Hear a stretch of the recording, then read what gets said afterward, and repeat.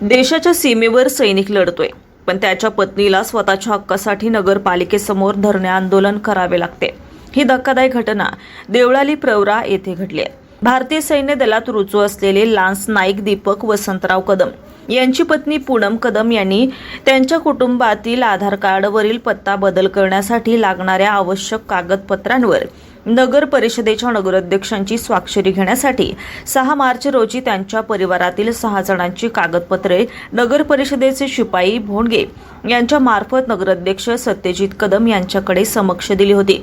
वारंवार विनंती करूनही नगराध्यक्षांनी कागदपत्रे न दिल्याचा आरोप करत सैनिक पत्नी पूनम कदम यांनी थेट नगराध्यक्षांच्या दालनासमोर धरणे आंदोलन छेडले। सैनिकाची पत्नी पूनम कदम यांनी सांगितले की आधार अपडेटसाठी लोकप्रतिनिधीचा सही शिक्का आवश्यक होता। त्यासाठी नगराध्यक्ष सत्यजित कदम यांच्याकडे अनेक वेळा चक्रा मारल्या, मात्र पाणीपट्टी आंदोलनात सहभाग घेतल्याचा राग मनात ठेवून मुद्दाम कागदपत्रे अडवण्यात आली। धरणे आंदोलनाचा इशारा दिला असता नगराध्यक्षांच्या दालनाला कुलूप होते, ते पालिकेकडे फिरकले देखील नाहीत। याला आंदोलनकर्त्यांनी पळकुटेपणा असल्याचा आरोप केलाय। आंदोलनकर्त्यांनी नगराध्यक्षांवर सैनिक पत्नीचा मानसिक छळ केल्याचा गंभीर आरोप करत संताप व्यक्त केला। प्रजासत्ताक दिनी सैनिकांकडून ध्वजारोहण करून घेणे हा केवळ दिखावा आहे, असा घणाघातही सैनिक पत्नी पूनम कदम यांनी केलाय। नगराध्यक्षांनी देवळाली प्रवराची राजकीय परंपरा मोडीत काढत सुडबुद्धीचं राजकारण सुरू केलं असून जनतेची कामे करण्याऐवजी जनतेलाच वेठीस धरलं जात असल्याचा आरोप आरपीआय जिल्हाध्यक्ष सुरेंद्र थोरात यांनी केलाय।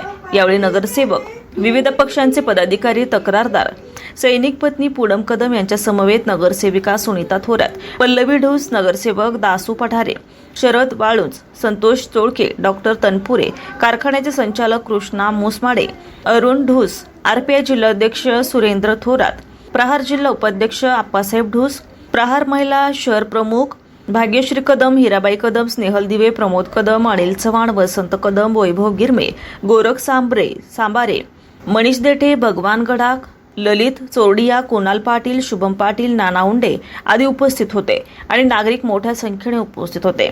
8 दिवसात कागदपत्रे न दिल्यास जिल्हाधिकारी कार्यालयासमोर उपोषण करण्याचा इशारा आंदोलनकर्त्यांनी दिलाय। आता प्रश्न असा उपस्थित होतोय, जनतेची कामे करण्यासाठी निवडून दिलेले लोकप्रतिनिधी जर जनतेपासून दूर पळत असतील तर सामान्य नागरिकांनी न्याय मागायचा तरी कोणाकडे?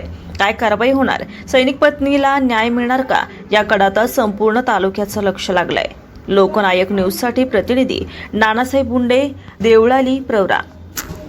नमस्कार, मी पूनम दीपक कदम। मी 8 दिवसांपूर्वी नगराध्यक्षांना पत्र दिलं होतं की त्यांनी माझे डॉक्युमेंट्स परत करावे। मी आधार कार्ड अपडेटसाठी जे डॉक्युमेंट्स दिले होते 6 तारखेला, त्यांनी अजूनही मला ते दिलेली नाहीये। आणि आज आम्ही इथं धरणे आंदोलनासाठी सगळे एकत्रित जमलेलो आहे। सकाळी 9 वाजेपासून आम्ही इथं बसलेलो आहोत आणि तरी इथं नगराध्यक्ष उपस्थित नाहीये। त्यांनी त्यांचं ऑफिसही आज बंद ठेवलेलं आहे आणि त्या ऑफिसला कुलूप आहे। आणि मला तरी असं वाटतंय की अध्यक्ष म्हणजे कार्यशील नाहीये किंवा नागरिकांच्या समस्या सोडवण्याची त्यांच्यात क्षमता नाहीये। मला असं वाटतं त्यांनी आज इथं उपस्थित राहून माझी जी काय कागदपत्रे गहाळ झाली त्या बाबतीत त्यांनी दखल घ्यायला हवी होती, पण त्यांनी त्या गोष्टीला सामोरं गेले नाही। त्यांनी इथून पळकुटेपणा दर्शवलेला आहे। सैनिक पत्नी असून त्यांनी माझा जो मानसिक छळ केलेला आहे। मी एक देशासाठी आपल्या दिवस रात्र बघत नाही, आपल्या जीवाचाही ते कोणत्या गोष्टीचा विचारही करत नाही। आणि इथे नगराध्यक्ष आहे की ना, त्यांनी एका छोट्या कामासाठी सैनिक पत्नीचा छळ केला आणि मला अजूनही ती कागदपत्रे दिले नाही। देशामध्ये सैनिक परिवाराला किती मान सन्मान भेटतो, यांनी कोणत्या तरी हेतू धरून मनात माझं काम केलेलं नाही किंवा माझा त्यांनी छळ केलेला आहे। नगराध्यक्ष एकीकडे माजी सैनिकांच्या हस्ते ध्वजारोहण करतात, तर दुसरीकडे सैनिक पत्नीचा छळ करतात। हे त्यांच्या वागणुकीत असा दोघलेपणा दाखवतात आणि जे त्यांनी प्रति जे प्रेम व्यक्त करतात ते प्रेम वगैरे काही नाहीये, ते फक्त देखावा करतात। आणि मी नगराध्यक्षांचा निषेध करते, त्यांनी एका महिलेची अडवणूक केली आणि मानसिक छळ पण केलेला आहे त्यांनी। नगराध्यक्षांचा निषेध करते। जर मला माझी कागदपत्रे आतमध्येच आहे, कारण नगराध्यक्ष कुलूप लावून निघून गेले, याचा अर्थ असाच आहे की माझी कागदपत्रे आतमध्येच आहे त्यांच्या ऑफिसमध्ये।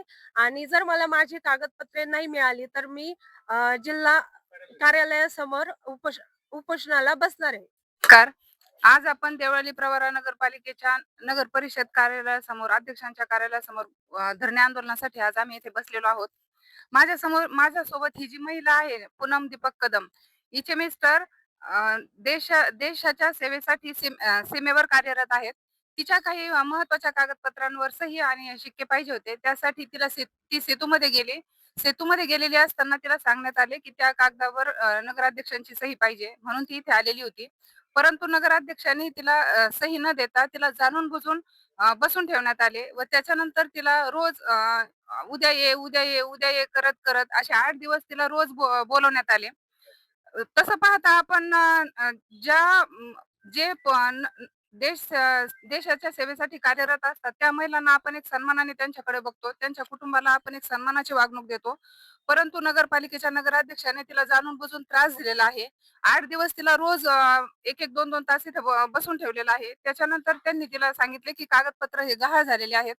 त्याच्यानंतर कागदपत्र गहाळ झालेले सांगितल्यानंतर तिने कागदपत्र मिळवण्यासाठी त्यांना विनंती पण केली होती. त्यांनी तिला पूनमने नगराध्यक्षांना निवेदन दिले होते की जर कागदपत्र मिळाले नाही तर आम्ही इथे धरणं आंदोलनासाठी बसू.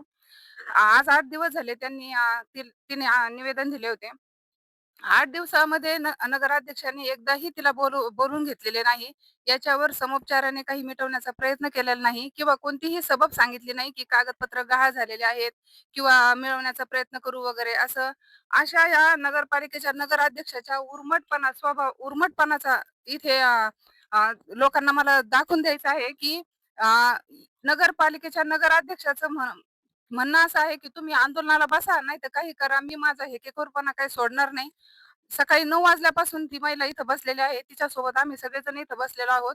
तरी नगरपालिकेच्या अध्यक्षाने कार्यालय उघडं ठेवलेलं नाही.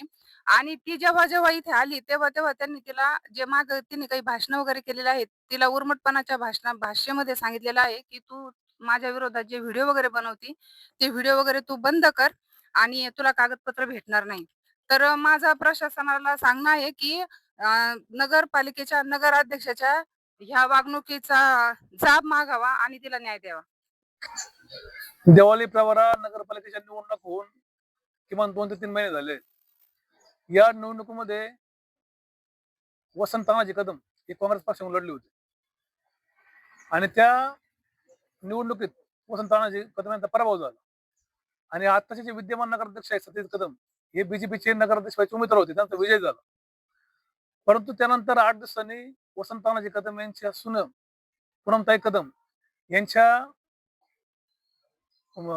पती ते जे देशात सेवा करतात त्यांच्या कागदपत्र संदर्भात तिला एक सही लागत होती. ते कागदपत्र घेऊन ती नगरपालिकेच्या ऑफिसमध्ये त्यांनी ते कागदपत्र देऊन तिला 8 दिवस झाले सही दिली नाही. नंतर 15 दिवस झाले इथे येऊन 2-2 तास तिला बसून ठेवलं तरी तिने सही दिली नाही. म्हणून आज आम्ही सर्व काँग्रेस कमिटीच्या वतीने सर्व RPI वंचित आघाडी आम्ही सगळे एकत्र म्हणून आज आम्ही आंदोलन बसलो. परंतु एवढं होणं पण नगराध्यक्ष आज त्याचं कार्यालय बंद करून पळून गेलोय आणि सीओ सांगतो का हे माझ्या हातात नाही. म्हणून एवढ्या 8 दिवसामध्ये या कागदपत्राची पोट होऊन तिला सही दिली नाही आणि या देशात सैनिकाला न्याय दिला नाही तर आम्ही सर्वजण कलेक्टर कचेरी समोर उपोषणाला बसणार आहोत. देशासाठी लढणाऱ्या एका सैनिकाच्या पत्नीला या ठिकाणी देवळाली प्रवरा नगरपालिकेच्या नगराध्यक्षाच्या दालनासमोर धरणे आंदोलन करावं लागतं. हे खरं म्हणजे इतकी शर्मेची आणि खाली मान घालावं लागणारी बाब आहे. आणि यामुळं आज हे सिद्ध झालेलं आहे की जेव्हा जेव्हा नागरिकांनी या ठिकाणी आंदोलन पुकारलेलं आहे तेव्हा तेव्हा नगराध्यक्ष त्यांचे दालन या ठिकाणी बंद करून येथून पळालेले आहे.